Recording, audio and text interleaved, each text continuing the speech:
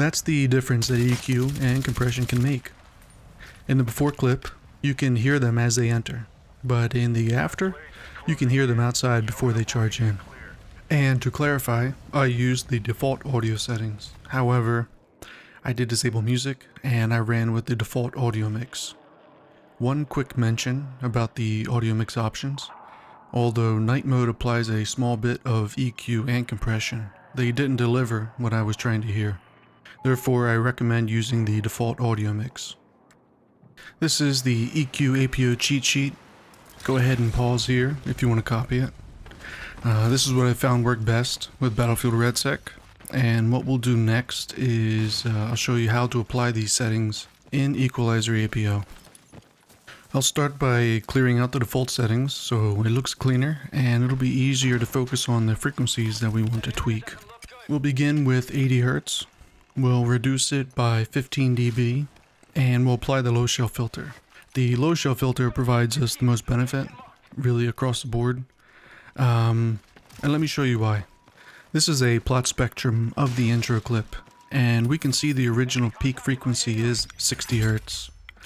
And after applying the low shell filter, the peak frequency has moved and we have created additional headroom in the process. And because of the headroom, we can now add a boost to the footsteps. We'll start with 400 Hz. We'll add 3 dB and select a Q of 0.7. The reason why we choose 400 Hz is because it grabs the two major frequency bands where footsteps exist in Battlefield REDSEC, that being 300 Hz and 500 Hz. Instead of making two filters here, we can use 400 Hz as like an umbrella, and it'll boost both areas with one filter.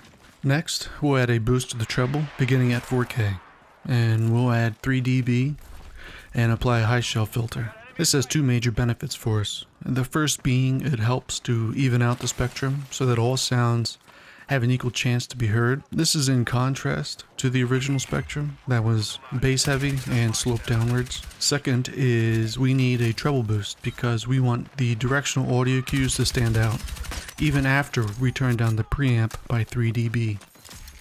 By pulling down the preamp volume by 3 dB, what this does is it lowers the ambient noise just enough so that we can clearly hear the boosts that we applied.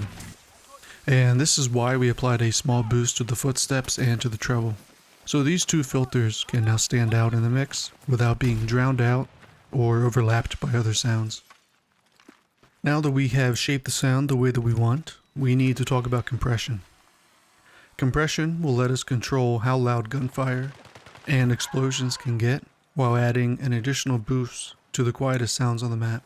What I found that works best here is to link the threshold and the output sliders and to pull down by 6 dB. This amount provides the most benefit without overly compressing or potentially losing all of the dynamic range. If you want to learn how to install Equalizer APO and the LoudMax VST plugin, I made a video about that and I'll link it in the description below. Okay, next I want to do a blind test, and I would like you to tell me which clip, whether A or B, which one had the EQ and the compression applied.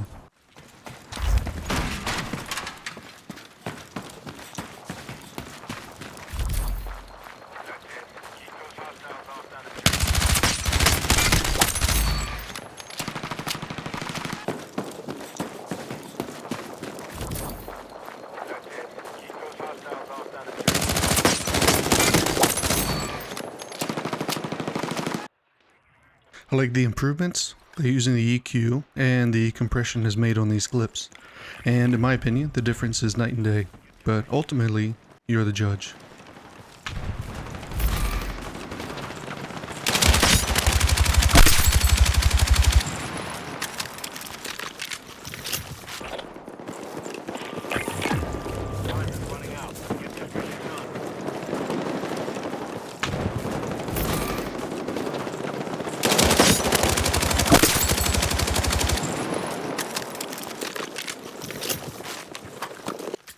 I think that's everything I wanted to cover. Thanks for watching, and I'll see you in the next one.